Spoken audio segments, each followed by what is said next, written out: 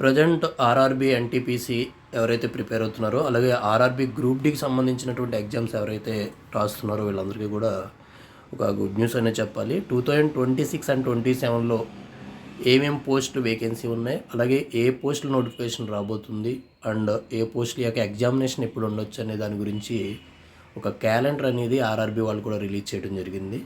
Actually every year UPSC ఒక calendar వదిలిపెడుతుంది, అలాగే SSC ఒక క్యాలెండర్ వదిలిపెడుతుంది. బట్ ఇప్పుడు ఆర్ఆర్బీ కూడా ఒక క్యాలెండర్ అవ్వటం అనేది చాలా ప్లస్ పాయింట్ మీకు. అది 2026 అండ్ 27లో కూడా మీకు ఎగ్జామ్స్ ఉంటాయి అన్న విషయం క్లారిటీ బాగా వచ్చింది. అండ్ ఆర్ఆర్బీకి ఇలా కంటిన్యూస్గా ఒక 3 years పాటు ఎగ్జామ్స్ జరగడం ఇదే ఫస్ట్ టైం అని చెప్పుకోవచ్చు మనం.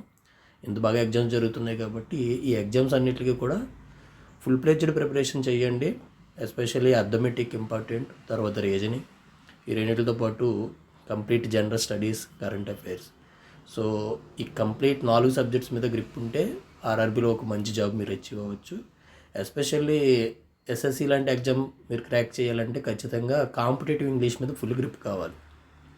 But Telugu medium village background students కూడా ఆర్ఆర్బీని మంచి పోర్షన్స్ని మనం అచీవ్ చేయటం గతంలో ఆల్రెడీ మన స్టూడెంట్స్ని చూస్తున్నాం మనం.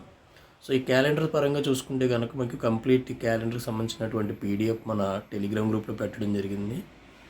సో ఎవరైతే ప్రజెంట్ ఎన్టీపీసీకి అప్లై చేస్తున్నారో, గ్రాడ్యుయేట్ అండ్ అండర్ గ్రాడ్యుయేట్కి అప్లై చేస్తున్నారో వాళ్ళందరికీ కూడా మళ్ళీ దాని రిలేటెడ్ నోటిఫికేషన్స్ రావడానికి పాసిబిలిటీ ఉంది. సో మీరు చూస్తున్నటువంటి కంటెంట్ అంతా అదే. సో ఇక్కడ క్లారిటీ ఏంటంటే 2026లో రాబోయే మెయిన్ నోటిఫికేషన్ చూసుకుంటే ఏఎల్పీ నోటిఫికేషన్ మళ్ళీ రాబోతుంది. అలాగే టెక్నీషియన్ సంబంధించి, అలాగే ఎన్టీపీసీకి సంబంధించినటువంటి 2 గ్రాడ్యుయేట్, అండర్ గ్రాడ్యుయేట్, అలాగే ఆర్ఆర్బీ జేఈ. సో జేఈకి సంబంధించిన పోస్టులు ఎప్పుడు వస్తూనే ఉంటున్నాయి. అలాగే ఈ గ్రూప్ డీకి సంబంధించి చూసుకుంటే మోర్ దెన్ 60,000 పోస్టులు మళ్ళీ గ్రూప్ డీలో నోటిఫికేషన్ రాబోతుంది. So present already group D జరుగుతుంది.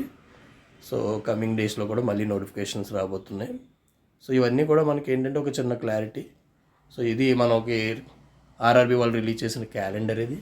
బట్ నేను చెప్పేది ఏంటంటే మీకు అడ్వైస్, ఇన్ని నోటిఫికేషన్స్ మళ్ళీ ఉన్నాయని చెప్పినప్పుడు మీరు ఖచ్చితంగా ఎవరైతే రాజమండ్రి టార్గెట్ స్టడీ సెంటర్కి వచ్చి కోచింగ్ తీసుకుంటున్నారో ఆ స్టూడెంట్స్ కానీ, ఆన్లైన్లో స్టూడెంట్స్ ఎవరైతే ఉన్నారో కోచింగ్ స్టూడెంట్స్ అందరూ వాళ్ళు కానీ చాలా పర్ఫెక్షన్ మెయింటైన్ చేయాలి. మీరు మ్యాక్సిమం ఎవ్రీడే కూడా అట్లీస్ట్ 10 to 15 hours ఖచ్చితంగా ప్రిపరేషన్లో ఉండాలి.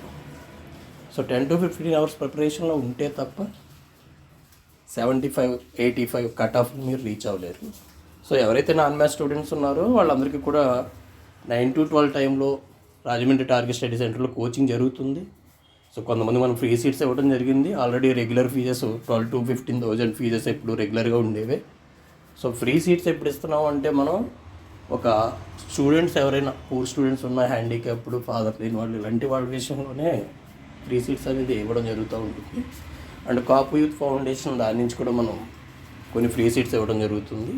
బట్ ఎనీవే కమింగ్ డేస్లో 9 to 12 టైంకి రాలేని వాళ్ళు ఎవరైనా ఉంటే కనుక వీక్లీ వన్స్ అయినా వచ్చి ఆన్లైన్ కోచింగ్ స్టూడెంట్స్ అథమెటిక్ రీజనింగ్లో ఫుల్ ప్లేజ్డ్గా డౌట్స్ అన్ని క్లారిఫికేషన్ చేసుకుని మీకు ఇచ్చిన లాగిన్స్ ఏవైతే ఉంటాయో ఆ లాగిన్స్ని పూర్తి స్థాయిలో ఉపయోగించుకోండి.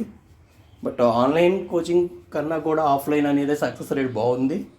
లాస్ట్ 2-3 years జరుగుతుంది అది. సో